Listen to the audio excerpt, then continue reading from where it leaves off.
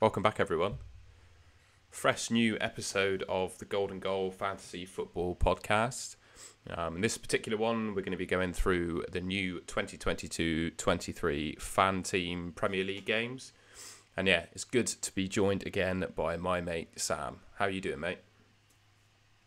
Yeah, nice one, Tom. Yeah, I'm all good, mate. What about you? I'm looking forward to a new season. So, Yeah, had a nice yeah, break, but I've been enjoying tinkering with my fan teams and FPLs and Sky teams for the last week or so. It's been a nice way to ease yourself back into it, hasn't it? And yeah, just looking forward to having a chat with you really and seeing if it changes any of my thoughts on my team.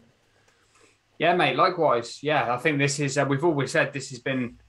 This pod is obviously trying to be informative where possible, but at the same time, it allows me and you to sort of defrag our ideas, doesn't it? And then essentially logically lay out our moves. And I think we both sort of credited the pod last year to, both of us having a reasonable finish. So the fact that we can do this from the off is really, really cool. And if people get something out of it along the way, then that's awesome. Yep. So I'm conscious. Like I said, we're going to go through the FanTeam Premier League games today, and I'm conscious, Sam. I think you've got maybe some of the rule changes that have happened for this season that are different from last time round. I don't know if you just want to go through those quickly. Yeah, so I mean, if you're brand new to FanTeam, it's an awesome game. So if you're just watching this for the first time and you're interested in playing the game, it's very similar to FPL, other than the fact there is money involved through the app to be won. So if you want to look at the rules further, jump on the app or the website, have a look at the rules, have a look at the scoring system. A little bit will come up on our pod, but I won't bore everyone to death with the ins and outs of the rules. But I'll go over a couple of the changes from last year. And I think the big one, Tom, I think this was a bit of a clamber for this, wasn't there? But we've gone from multiple teams to one team. So I think some people were thinking that potentially someone adding heaps and heaps of sides, duplicates, whatever, however they want to play it, makes it slightly unfair. So it has been now capped to one team per person, which I think it is what it is. I'd like two, but I think one, you've got to get it right. Other changes are you can roll your transfers. So I think last year it was two transfers like FPL, and then you don't essentially get 3, 4, 5 past that point. You just stick it two. This year, it's different. You can roll all your transfers. So if you've got a good side, you can leave 3, 4, 5, 6, whatever you want. 2 wild cards. One must be used before game week 16, and then obviously the second one before the end of play of game week 38. And I think, Tom, that's pretty much, for what we're covering, that's pretty much the slight differences. Yeah, nice one, mate. I think, that certainly covers us for the full season game. And I think, the half season game that's been launched is very much the same. But I think you're allowed up to 5 teams in that one. Yeah. But as far as I'm aware, all the pricing, etc., and, the scoring is definitely the same. And I believe the pricing is as well. And what we're going to do in this video is quickly go through some of the opening fixtures for each team. Because there are so many players that have been registered, we're going to split it up a little bit. So in this episode, we're going to go through the goalkeepers and defenders, just chat about the players, their prices, and who's likely to be on our teams. I've put together a little draft, not saying it's my final team or anything, but I think it's a pretty decent side just for people to look at to see what you can build. And then was originally meant to record this on Friday, so we had some lovely folk on Twitter ask us some questions. So we'll answer those at the end as well. I think it's worth noting, Tom, we'll go over goalkeepers, defenders today. We'll do midfielders and forwards. And then I think that'll perfectly align, won't it, with us bringing a couple of drafts between the two of us or building out a draft online or whatever. I think you're right. Today is just first musings at some of the prices from goalkeepers and defenders and the fixtures and our early thoughts. And I think as the season draws closer and we are a couple of videos in terms of pre-season, signings happen, that sort of stuff, we'll start really dialing into drafts, won't we, for sure? Yeah, definitely. Try and help everyone out and get a good start. All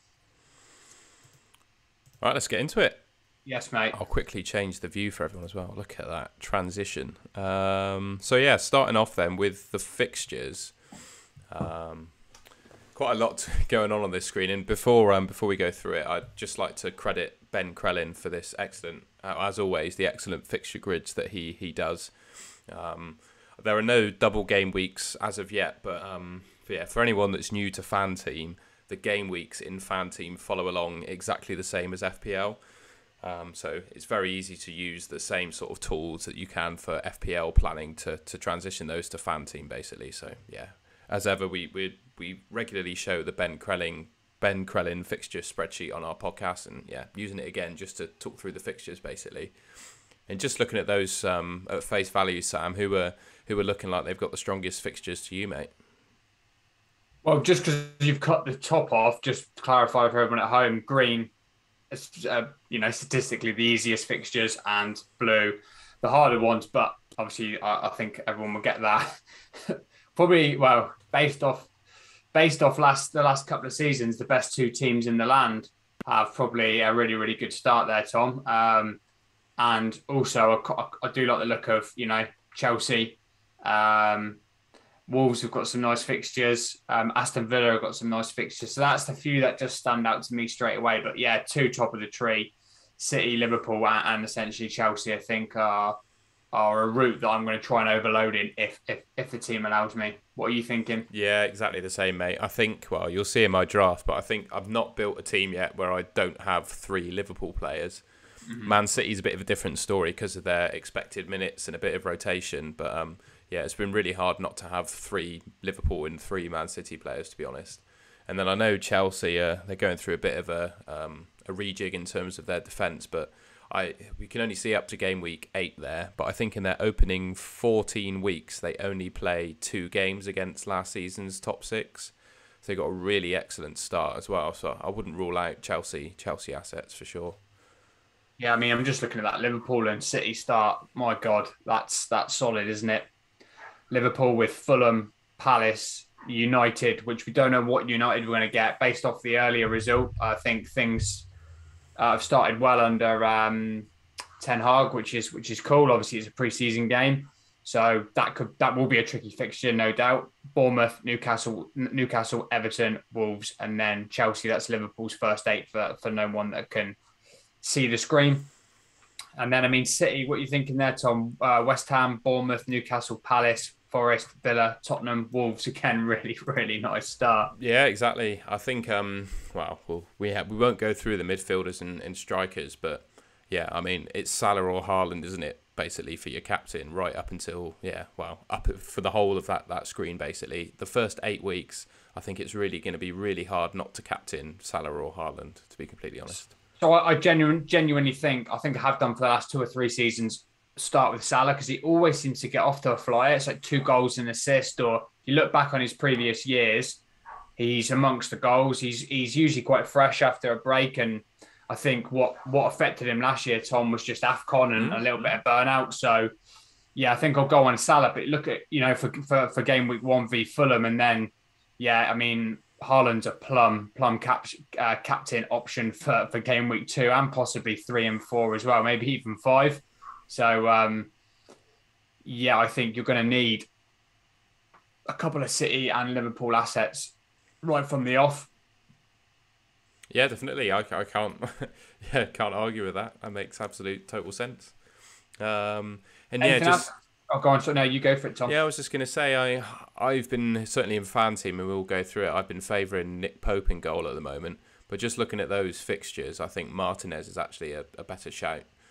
So I might well change to him. And I've noticed that a couple of the Villa starting defenders are around the 4.5 million mark as well. And that opening few fixtures for them, I think, will be relatively low-scoring games for the opposition. So, yeah. Bournemouth, Everton, Palace, West Ham, first 4.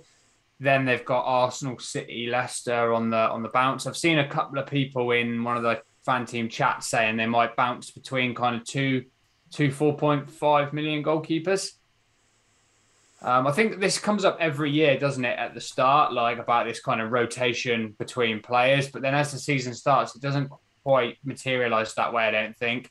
It looks really good on paper. Then you start seeing teams playing really well or really poorly. You get annoyed with someone, you move them out, etc. So I think personally, I'm just going to look towards those first kind of 4 to 6 weeks in terms of my planning, Tom. Yeah, and from my perspective either, I just want to get off to a strong and steady start. Yeah. So I won't be taking any chances and not picking Salah, for example. I think the main decision that I've got, which I think is the same for pretty much every fantasy manager really, is in FanTeam certainly, and like we said, we're not going to go through all the prices today, but I'm really struggling to build a team with Salah, Son and Haaland in it. I think you have to choose between Haaland and Son, and that's really the kicker for me. And for me, well, obviously we know how good Haaland is, right, and how good Man City are. But Son, you can't write him off. You know, he plays 90 minutes pretty much every game, which is worth a bonus point in FanTeam. And he joined Golden Boot with Salah last year. You know, the guy is lethal. And he's not even on penalties either. Just going to say that was non-penalty goals. There's a few people saying he kind of overperformed, but if you look at his consistency over the last, how many seasons? 5? Yeah. Longer? He's a very, very good player. Really clinical in front of goal, like extremely clinical in front of goal. Will his minutes be a little less now, Tom, do you think, because of Richarlison? I don't for 1 minute doubt that Son isn't the number one in the first 11, but you know, is there going to be a little bit more rotation, do you think? I think it's the same for everyone, mate. I think, yeah, Spurs definitely signing Richarlison. I think it's a really good signing for them because he can play everywhere. And yeah, it certainly gives them rotation options. But I also think every team's going to be affected by rotation more, just due to the 5 subs that's going to come in this year as well. You know, if the manager wants, he can change half of his outfield team, which to me, I do not rate that rule at all. But you know, we've got to accept it because it's come in, and I think it's really going to affect us in fantasy football this year. Yeah, I'm with you, mate. So Tottenham have got Southampton. Sorry, that's my phone just banging on the floor. Tottenham have got Southampton, Chelsea, Wolves, Forest as the first 4. Then City, West Ham, Bournemouth, Newcastle, Palace. I mean, you'd fancy Haaland on it, but he's new to the league, and you don't. Pep and his roulette, you know. Will Haaland play all 4? These are difficult questions already, Tom. Like, I don't think it's going to get any easier for you know, like you said, how you fit those threemium, as they're getting called, in. I'd never say I have major doubts over Haaland. You know, we all know how good he is, and you know, you can imagine him just fitting into that Man City side and scoring tap-ins every week. But for me, I think that he comes with some question marks. You know, Man City have been playing without a centre forward for a good number of years, and well, a couple of years now pretty much, and they've been the best team in the Premier League, and they haven't had a striker. So I think they'll take some adjusting to play with Haaland's like sort of style. He doesn't press very much, and we all know that Pep Guardiola and Klopp both like their teams to press really high. And just because I think it's just because of how athletic the guy is, it's nothing, you know, it's not a fault of his training or anything, but he does pick up muscle injuries quite a lot. Whereas Son also gets injured, but I don't feel like it's. I feel like they're more like impact injuries where he gets like stuck in, and like I think he's broken his elbow once and had some other injuries, but they're not like muscular related. Yeah, and if he does get anything like that, it might potentially just be the fact that he's been playing every game, and now with Richarlison, you think he's just going to remain super robust and probably available majority, if not all, the season. I think this is where if I had 2 teams, I would split that up. Where I might go with Haaland in one and Son in the other. This will show what kind of style managers are, because some will go with that new toy, which would be Haaland, and others will go with Son, and then maybe back it up with a Cancelo or a Laporte or something at the back. It's interesting, mate, for sure. I'm sure this topic will come up a little bit more as the weeks go on. Right, and slight change of subjects then from chatting about the big strikers. Like I said, we're going to go. I've got a list of all the goalkeepers and all the defenders in the game this season. Don't worry, I'm not gonna bore you all by talking through each of them. But I think it's good just to have a view of everyone, and then Sam and I can just run through the list and pick out some of our favourites. So looking along that left hand more premium column, Sam, when you get it up on your phone. Do you have any particular picks that you're liking the look of there? This is goalkeepers, yeah. Goalkeepers, mate, yeah. Not really, no. No, I think, and again, this will probably change, Tom. I think this is going to be the case for these pre-season ones until the season starts. It's a lot of guesswork. It's estimated guesswork. at the moment, for me, the value seems to be in and around those £4.5 million goalkeepers in FanTeam. So there's no one. I don't like. You look at Edison, Allison 6 mil, Lloris 5.5. Mendy 5.5. Ramsdale at 5. I mean, Ramsdale at 5 is a maybe.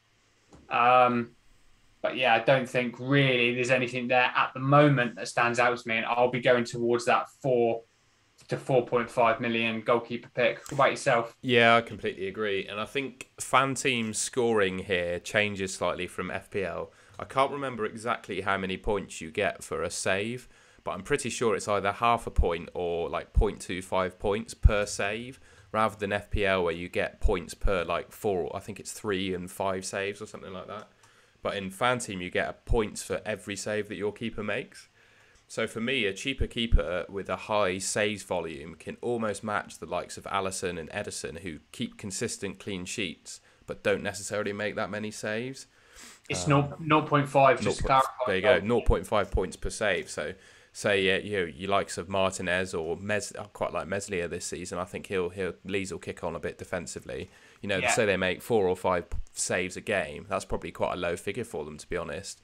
You're on nearly matching, the likes of what Alisson and Edison will average every week. So I think the cheaper keepers this year are a good option. I think you bang on, Tom. It's in Sky. Well, we've been looking at the Sky one, haven't we? And actually, the money's in the premium, but that's because 7 points for a clean sheet, 2 plus the appearance. You're looking at 9 points, and then if you're like Alisson, for example, makes a few saves a game, you could be looking at an 11, 12 pointer.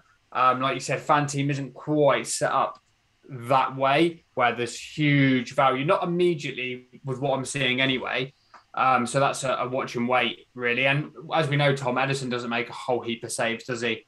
Those better keepers don't always. I know that Mendy had a nice patch last season, and Alisson, saw some stat that Alisson contributed via saves to stopping 17 goals or something. I know that he had a phenomenal season, didn't he? But I think the money's in the cheaper options for now, Tom. Yeah, I agree. And I think the only premium I'd consider is Alisson, for the reason you said, because he matches Edison in terms of clean sheets, but he makes a lot more saves, which I think makes him a much better option. But yeah, I don't think, well, you'll see the draft that I've made, but I certainly haven't really made a draft with a premium keeper in it so far. Just looking at that sort of middle couple of columns, the keepers that I've been hovering between, to be completely honest, are Nick Pope and Emiliano Martinez. Those are the two that I think offer the most value in the game. And the Nick Pope, I suppose there's a small question mark as to whether he is the starting keeper, because Dubravka is no pushover. I think Dubravka is a pretty decent keeper, but I don't think they would have bought Nick Pope, and he would be happy sitting on the bench. So I think he'll be the starter. He might just fire up a bit more competition, which I think is what Eddie Howe's looking to do, isn't he? I'm sat on Martinez right now. I'm hoping he finds form of 2 years ago, but Villa have got, as we've just looked at, Villa have got an all right start. So I think over those first 4 game weeks, you could just you can trust he's a good Premier League goalkeeper. Villa look, fairly solid, nothing groundbreaking for sure. That you're going to score okay for those four game weeks, and then you can probably make some judgment. I mean, I've got my eye on, and I know you will, Tom, because you were talking about this to me as well. Who takes the number 1 spot in the Palace team? That's what I was going to talk about next, mate. Yeah, definitely. Yeah, great minds, mate. Great minds think alike. So there's Greater, isn't there? And then they've now got Sam Johnson, haven't they? Is that right? Yeah, that's correct, yeah. I mean, do you know Sam Johnson's price off the top of your head? Yeah, he's 4 million, mate, in FanTeam. Wow. So, have you got him as a backup? Have you got him as your second choice? Yeah. My two are at the moment I'm on Pope and Johnston, but I think that will change to Martinez and Johnston. And the one thing I'll say about Palace, they don't get off to a great start, but I think their defensive numbers, like the expected goals conceded, I don't have a graph to show you, but they ranked above Arsenal in terms of expected goals conceded last year. So they were the 5th or 6th best defence in the league. So if you can get underperformed a little bit, didn't they? So if you can get the starting goalkeeper for the 5th best defence in the league for £4 million, I think that's an absolute steal. That might work out well, because you might start with Martinez or Pope, 4 weeks, you're like, they're not quite cutting it, whoever it is. Sam Johnstone shows himself as Palace number one. Palace go through their trickier little run of fixtures, which they've got at the start, and then you just move Johnstone in as your number one goalkeeper, or like replace whoever else. I will be doing the same there, Tom. I'll have Johnstone as my second choice to start with, and then probably Martinez as my one. And then, yeah, because if he's number one, Johnstone, and they start performing, then his price is going to rise, isn't it? So we get him at, you know, the lowest possible price, which is really, you know, important to start with to basically get on the good players before they start to rise. Yeah, you're absolutely right. And I think the only other, I think Bazanu is a new signing for Southampton. Yeah. I know they've had goalkeeper problems for the last few seasons, and Forster is now signed for Spurs. So he's your other starting like £4 million goalkeeper. I'm pretty sure he will displace. Well, McCarthy himself is 4 million as well. But Southampton this season, I don't know about you, mate, but they really worry me. I think they haven't really improved at all, and at the moment I'd be quite concerned that they actually go down. So I think I'd be more than happy to have one of their 4 million keepers sat on the bench. I mean, again, that I've seen a few people talk about that, going with the £4 million goalkeeper, two £4 million goalkeepers, and then just, you know, spending that extra $500,000 or $1 million or whatever. Yeah, another $500,000 to $1 million outfield. I think it's a really viable option as well. But in relation to Southampton, I'll be steering clear from all assets to start with, for the reason they're just exactly what you said. They haven't really strengthened. They're not. James Ward-Prowse, I mean, I know we're not talking about midfielders tonight, might be an option. He's usually the only sort of option for Southampton. They've got a couple of forwards, haven't they, that we sort of loitered with last season, but no one's standing out there to me, mate, at the moment. So I'll be giving it a wide berth at least to start. I just think it's worth mentioning. So I look at those £4.5 million keepers. So the ones that actually start. So you've got Jordan Pickford, Nick Pope. Dubravka maybe, but I think it'll be Pope. There's obviously Guaita there, but he'll be fighting with Johnston. Emiliano Martinez. You've got Dean Henderson, who's just signed for Forest. You've got Meslier, and you've got Raya for Brentford. I think all of them are viable options. I'd probably steer clear from Raya, because I believe they've just signed, I can't remember if he played for Lazio or Fiorentina, but they've just signed a very good goalkeeper from the Serie A to back up Raya, and I think it might put his place at risk. I like Henderson, mate. I want to keep an eye on him, because there's always one team that comes up right and has a really good first season, and no one would have guessed it had been Sheffield those 2 years ago. So there's no reason. I know Forest have got some tricky fixtures, but there's no reason why they're not going to be really resolute and have an excellent season. In fact, Henderson was part of that team, wasn't he? I definitely think, and I might, you know, be totally wrong here and egg on my face in 8 weeks' time, but I really think that the standout value goalkeeper is going to be in that £4 or £4.5 million slot, and they're going to become apparent probably fairly quickly. I think there's some really good options this year. Kind of a little bit of a letdown last year, wasn't it, with those options? I think I just had Rob Sanchez from the start, and I just found him a bit boring, to be honest. Yeah, there's just Sam Johnstone, Dean Henderson, like Meslier, like you've said. Take your pick. Pope, yeah. Martinez. There's some superb options. So yeah, and you know, you've got, like you just said, there's even Jordan Pickford there. I mean, I think Everton are going to struggle personally, but if they do go on a good run, then he's an England international goalkeeper. So I think, yeah, for me, I'll be keeping my money in and around that 4.5, and then trying to spend it upgrading as much as I can outfield. Yeah, and I know you mentioned Pickford there. I don't think I'll be starting with him either, but Everton don't keep that many clean sheets, right? But Pickford makes a lot of saves, so he's still a viable option, even if you don't expect him to keep clean sheets, in my opinion. He'll make 6 or 7 saves a game, which is worth, well, you can work that out in your head. It's worth like 5 points a game pretty much, isn't it? Yeah, mate, exactly. Yeah, there's good options there. I think that finishes us for keepers then. I'll quickly go on to some defenders. So again, we got more, obviously there are more defenders in the game than goalkeepers, so I've got a few of these screens to put you guys through. But again, I'm not going to go through every one.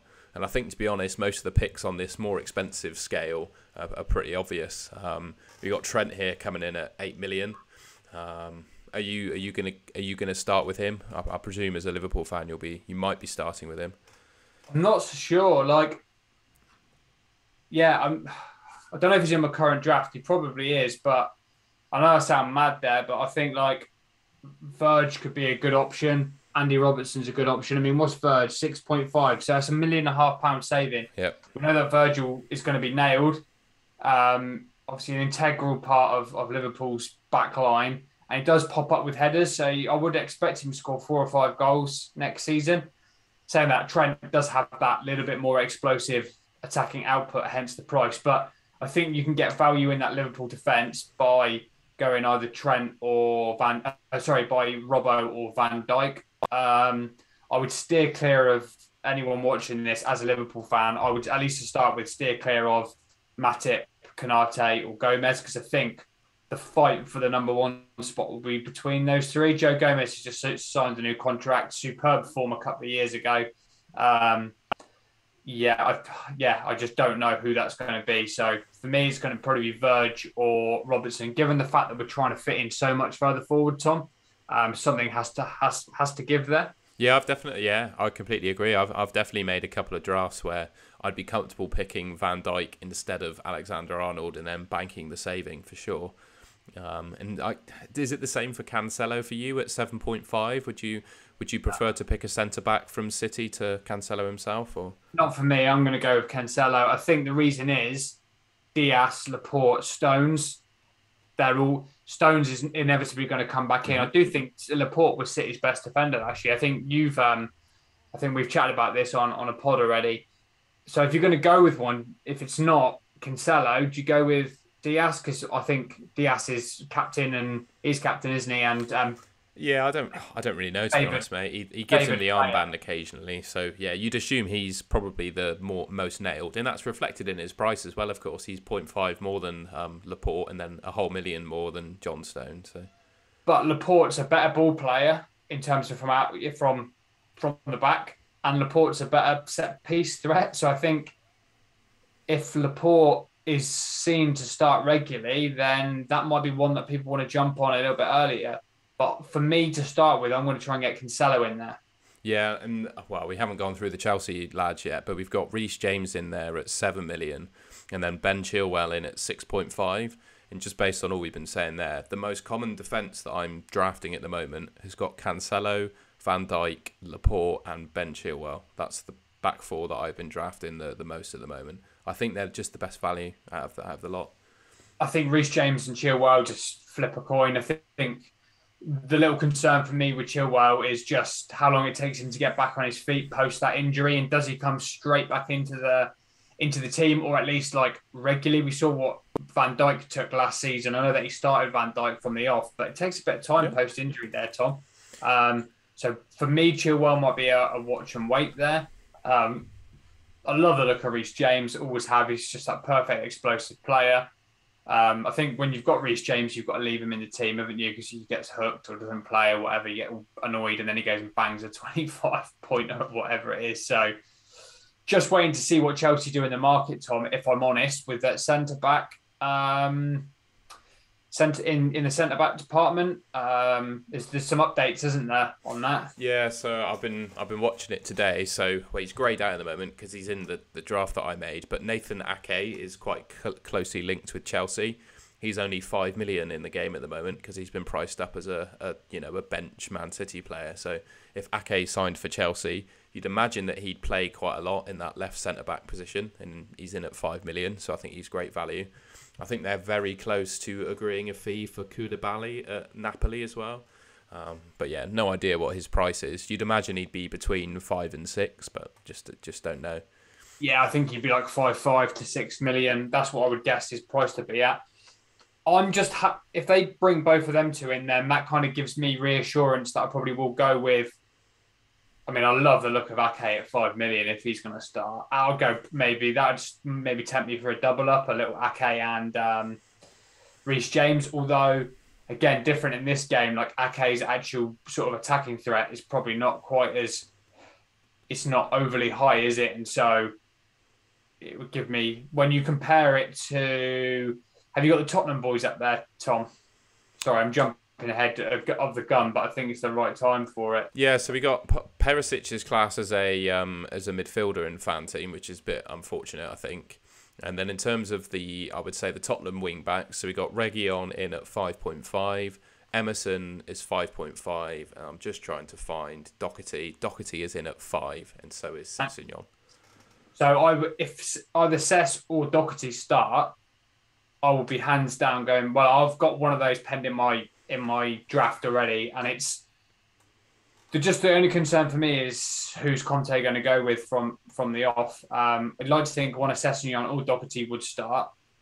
Maybe Sessegnon not so much now that Perisic is coming. Do you think Perisic goes to that left side, but Doherty plays right? I mean, he hasn't really got much competition, has he, Doherty, over on that side? No, you're absolutely right. Yeah, I think Doherty's in with a shout at getting in the team. He's definitely better than Emerson. Emerson he's okay defensively, but going forward, he's another Wan-Bissaka, isn't he? He just gets a nosebleed whenever he goes forward. He got a tune out of Doherty, didn't he? Before he got injured, he got a couple of double-digit hauls, and that's obviously what we all knew him for famously from his Wolves days. So if Conte likes him, he doesn't bring someone else in at that right wing back, then I think I can see myself starting with Doherty. It might be a total fail, but these are the risks, aren't they, Tom? And when you compare Doherty at 5 to Ake at 5, I think with the fact that Conte is an extremely good manager and Doherty will be playing that attacking wing-back role that Conte likes to build his sides around, I would go with Doherty. But I think Ake is a lovely fullback at 5 million for sure. And then just looking at some of the other 5-ish million defenders, just that I quite like the look of. I think Azpilicueta at 5.5 is a bit hit and miss as to how many minutes he'll play. I really like Thiago Silva at 5.5. I think that's a good price for him. Certainly if Ake doesn't sign and Koulibaly comes in at 6 million, for example, I think Thiago Silva's a real option. I know he's he's like 38 now, but he still plays regularly, doesn't get injured very much, and he's not even a very big man, but he's got some goal threat. I think his goal threat is quite similar to that of Van Dijk, to be completely honest. You'd expect him to knock up with 4 or 5 goals a season. I really like Trippier as well. I don't think I'll be starting with him, but Newcastle looked good defensively last season, even without him. He only played like 4 or 5 games before he broke his foot, but I think he got pretty much a goal or an assist in each of those games. Really like Trippier. I think Newcastle have got a fairly tricky start, haven't they? But they've signed Botman. Botman's a high-quality ball-playing centre-back, which is going to be quite interesting just to see how he slots in terms of what he possesses going forward as well. You're absolutely right on Trippier there, Tom. He was in and out a couple of my drafts. I think a Newcastle player will be in at some point. Like you just said, maybe it's a wait and see and then go from there. But I think they're going to be good value this year, Newcastle. Done some good business in the market already. And like you said, Eddie Howe had a real tune out of them towards the end of last season. So there's a little bit of expectation amongst the Newcastle players. On Newcastle from me anyway, and probably a few others in the fantasy community. And I think just looking at the 2 right-hand columns, you've already spoken about Doherty there. None of the rest are really screaming out to me as good picks, to be honest. I don't think I'd be picking a Tottenham centre-back at 5 million. I think I'd prefer a wing-back. Yeah.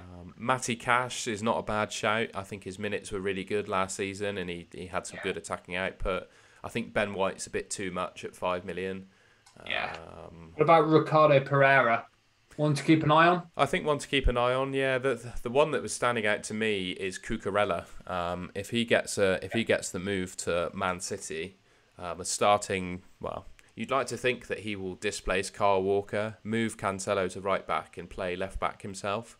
And I think 5 million for a starting Man City fullback is a bloody good price. So I know I can't take any credit for this really because I watched him do a live stream at my lunch break. But Luke Disable, he's got Cucurella in his FPL draft at the moment on the assumption that he signs for Man City. Just because he's such good value. I think that's a really, really good shout, Tom. I'm looking at Tomiyasu here potentially for Arsenal.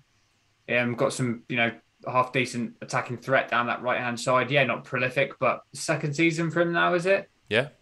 So you might see an improved player there. Might be one to watch. Sessegnon, we've already talked about. Again, will he, rotate with Perisic probably? Yeah, I think that's kind of in that column anyway, mate. I think you're right. We've hit all those kind of those players. And I know Luca Dean seems to make his way into people's teams on Twitter quite a lot, but for me, he's just not the type of player that I pick. He always lets me down when I pick him. He either comes off with an injury, or they concede a sloppy goal, or he gets a stupid card or something like that. It's just stay away from him would be my advice. Yeah, he's FPL troll, isn't he? He is. I would say steer clear of him as well, mate, for sure. I think that covers us for those price ranges, so I'll just go for the next lot.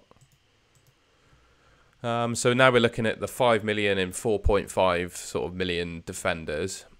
Just looking at that first column, Kennedy, Vanderberg, Aguerd maybe for West Ham, but he's a wait and see for me. You mentioned Botman there from Newcastle in at 5 million. I think he's a consideration. I think his attacking output is one to be monitored as well, because I'm pretty sure he's quite a big bloke, so you'd imagine he's got a bit of aerial threat about him. Yeah. I don't know if you know much about him from the French league. I know he's highly rated. Yeah, I just read much the same about him, mate, when I had a little look a few days ago. Highly rated. Yeah, so we'll see when he comes in. I think it's a watch and wait from a fantasy perspective. And then I think that covers us really for the 5 millions. But all these 4.5 million defenders there, I think there are, I'd say 7 or 8 4.5 million defenders listed on FanTeam at the moment that are genuinely viable picks for your team that will start every game. So I wouldn't pick him, but Tarkowski at Everton, he'll be playing a lot. You've got, let's have a look, Connor Cody from Wolves. He's their club captain. You'd imagine he'd play all 38 games if he's fit. Johnny from Wolves probably won't play every game, but he's one of their wing backs and probably first choice on that. I think he's on the left side, isn't he? He's definitely one. I've seen him bandied around as a bit of a differential, and I can understand why. Before that, was the ACL? Yeah, he did his knee, yeah. And then did he go again? Did he re-rupture? I think so, yeah. Mate, once you've done that, I don't think it's hard to get back to the level that you once were at. But he's definitely, unfortunately, I hate to say it, he's definitely. You're absolutely right though. He's a watch and wait. And if he's not in, then who's their other one? Eight Nori. Yep. Who might be 4 or 4. He's 4.5. Yeah. Semedo's 4.5 as well. So yeah, all those Wolves sort of wing back types, they're all 4.5 million. So yeah, they've got a nice start as well, mate. So I wouldn't be adverse to anyone going with one from the off. Yeah, definitely. We got Dan Burn. I can't remember who the back two were for Newcastle. I think it was Shah and Burn, wasn't it, for the run-in? I think it's a bit of a question as to whether Botman replaces Shah or Burn in that team. My gut tells me that Dan Burn will be starting next to Botman. But again, that's wait and see, really. So I probably wouldn't pick Dan Burn for that reason. You got Kilman in at 4.5. He was a bit of a hero last year for some people. You know, he pretty much played every game. Wolves are good defensively. 4.5 million for him. Mings in at 4.5. Villa club captain, a perfectly decent option. The thing is with Villa now is that they have 3 very good, well, I'll say very good, 3 decent centre backs in Mings, Konsa, and they've just signed Diego Carlos as well, who comes in very highly rated, so a bit of a wait and see as to which of those start. James Justin, he's potentially one to watch. I think in my gut, James Justin's probably Leicester's best left back. You might be one to start with and just stash him on the bench, and kind of again, you're going to have to make these decisions with relatively little knowledge other than pre-season. So he would definitely be on my watch list. I'm actually going to stick Adam Webster and Tarek Lamptey on that watch list as well, Tom. I haven't seen much. Seen a little bit of chatter around Webster. Nothing about Lamptey, but we know Lamptey, when fit, big if, is a really good asset out on that right hand side. I know he sort of flirts with the points a little bit, doesn't he? But for 4.5 million in a Brighton team that I think you talked about this on the Sky Pod, mate, who typically do really good business, you'd expect them, whoever they lose. Obviously, Basuma's gone, that they'll replace or bring up from within the team. So, you know, I think Brighton will remain solid under Potter. I think my personal pick, not necessarily to start with, but I think he'll be in and around my team, is Tyrick Mitchell from Crystal Palace.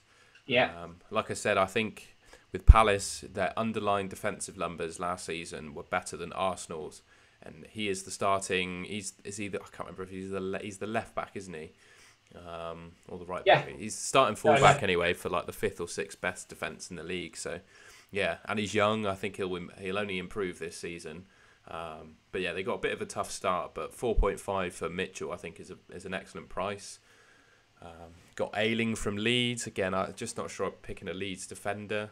No, they've got that new lad there, haven't they? Christiansen, is it? It's with a K, that wing back, who I've heard good things from a couple of Leeds fans. I think Luke Notley's been talking to me about him, who's a diehard Leeds fan and reckons he's really super attacking, right-handed fullback. So one to keep an eye on there, Tom. Similarly, Llorente is the starting defender for Leeds, isn't he? In at 4.5. Injury prone, isn't he? He's a bit injury prone. We've gone through Semedo in 8 Nori. Fofana is in there at 4.5. Yeah, he's a good shout. He's a good player. Really good player. And I think we saw Leicester had a terrible defensive season last year, but when Fofana and Evans were back fit towards the end, I would suggest that they improved quite a lot with Fofana and Evans at the back. So, yeah, really one for consideration there. Yes. Again, talking about Palace, Joachim Anderson, perfectly good shout. I think he's got a bit of goal threat in him as well. Not sure about Nathaniel Klein, whether he'll get in the team. Janssen and Pinnock, I'm pretty sure, were starters for Brentford last year. So at 4.5 for some Brentford defenders. To be honest, last season, I think I didn't own them at all. But the 4.5 sort of Brentford defenders last season did decently well, I think. Yeah, I just think that Brentford are going to struggle with a bit of second season syndrome, just like Leeds did. Yeah. I think I'll be keeping, again, you never know, but I'll be keeping an eye out for who that promoted team sort of starts off well. I've got a feeling it might be Forest, but... yeah, I was going to say the same. Yeah, I can't believe I said that. Now watch them get drubbed like 5-0 and 4-0 in the first 2 or something. Or were you going to go through some more? Sorry, I've just taken them off the screen, but I think... No, not really. I wasn't. I can't remember this fella's name, but there's an Everton fullback that's just come in. I think he's going to be like 4 mil. Apparently, he's going to replace Seamus Coleman at right back. I can't remember his name. I didn't see him on the list there, but I'll find out for the next pod who that is. It might just be worth at least having some bench fodder if he's in at 4 million and he starts. Then just looking at the rest of the 4.5 and 4s... Mosquera from Wolves, I don't actually know about him. Firpo for Leeds, I'll just stay clear.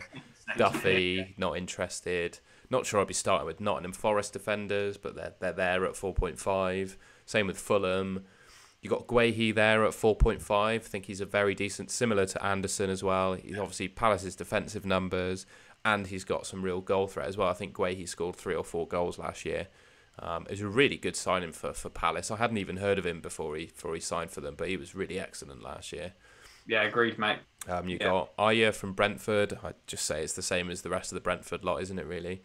Livramento's in at 4.5. I think he's on a long-term injury, isn't he, at the moment? And yeah, we just suggested people stay clear of Everton. That Diego Carlos that I mentioned just signed for Villa. He's in at 4.5. I think he's a really good pick. And based on his reputation, I think he will be starting. It's just who of Mings or Konsa he displaces. Or whether they go to a back 3, who knows. Just looking through the rest. I think one of the standout 4 millions for me are the 2 Southampton centre-backs. So I can't... Is it Lianzo or something like that? He's a Brazilian centre-back for Southampton in at 4 million. And then Salisu, I think he played over 30 games for Southampton in the Prem last year, and he's in at 4 million. I know we'd said about Southampton not being fantastic looking to start with, but £4 million for a starting defender is probably the only one of that lot that I'd suggest start. Maybe Perraud as well. And then he just sits on the bench. And if someone gets injured, he comes in, or if he starts, he gains at least value. It's a wise move, mate, to get one of those in for sure. I think we've summed up the defensive assets quite nicely. Again, this is all we know for now, and I'm sure 2-3 weeks into the season, Tom, we're going to be, chatting about a whole heap of players that have not been mentioned today. But you've got to start somewhere, haven't you? And the first thing is those early musings on players and how teams are performing and setting up in pre-season. So I'm looking forward to to the following weeks, we'll be going to midfielders and forwards and start putting some drafts together and start building towards game week 1. And yeah, like we said, I'm not going to go into too much detail about the draft I have made, but on your screen now is just a quick draft the best draft that I could make so far in my head. I think I'll be changing Pope to Martinez now after this pod, just based on the fixtures. But yeah, that's the team that I've made. I think pretty respectable. And obviously I've picked Ake on the basis that he signs to Chelsea. But from everything I've read, I think that's pretty close to being done. So yeah. No, that's nice. Actually, like you said, that's good to give everyone like just a bit of a baseline of where you're at. And like you said, I think near the time, I'll definitely show mine and show where I'm at with it all and go from there. But yeah, based on the players we've done, I've picked a 4.5 million goalkeeper and gone for Nick Pope. Virgil van Dijk's made my team. Might take Trent out based on the conversation we've had and replace him with Cancelo and save myself a 0.5 million. I've got Laporte, Chilwell and Ake, and that's my back line. I think quite respectable based on what we've just spoken about. Yeah, 100%, mate. I think there's going to be lots of value in that back line. So I think we need to get it right kind of fairly quickly from the off. And a few Twitter questions to finish off, mate. You mentioned his name already, being a Leeds fan. Luke Notley asks us, Kane versus Son, how will that be affected by rotation with Richarlison? He's saying that there are less valued, low-priced forwards, with Kane being a little bit cheaper than Son. He thinks that Kane and a 5 to 6 million midfielder stands out more than Son and a £5 to £6 million forward. It's quite a lot to take in there. Did you get that question, mate? Yeah, I think if you want me to jump in, I'll jump in. Yeah, both really good assets. Obviously, that goes without saying. You'd like to think Kane pretty much starts all the time, and I know what Luke's kind of up to with that. He's probably thinking, does Richarlison just come in on some of those games, give Son a rest, or come on after 60 minutes or whatever? That may be a slight con to Son, but then Son's a midfielder and Kane's a forward, and so Son has that little pro there. So I think it's so difficult.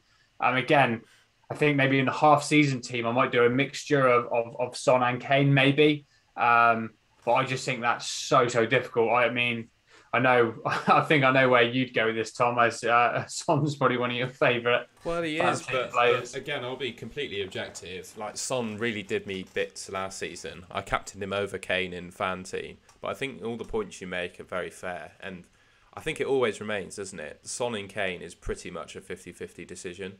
Like, you just take your pick and just roll with one, and usually the variance sort of evens them out. Yeah, the worst thing to do is potentially, I was going to say the worst thing is to potentially chase when one's on and one's off, but I think there was periods last year where Son was doing well and Kane was a bit off, but then obviously, like you said, variance where Kane started coming to the fore a bit later. Obviously, you want to get the players. The whole thing about winning this sort of game is you get on the players when they're in their purple patches. Yeah, the only difficulty with FanTeam, Tom, is the swap out, isn't it? They're not just easily interchangeable in the full game, are they? No, absolutely not. So yeah, for me, you just pick your poison and stick with them, really. And sometimes it's hard to ride it out, but when they go through their darker patches, my advice is just to hold them, because they're great players and they will come good. And the thing is with Tottenham, I think this is why it's going to be really tough between Son and Haaland for me. They looked so good towards the end of last season, especially against the teams that they could counter-attack against. I mean, they were scoring goals for fun. They beat Man City very convincingly as well. They gave Liverpool some real problems with their running behind. And now they've signed Perisic. Conte's had a pre-season with them.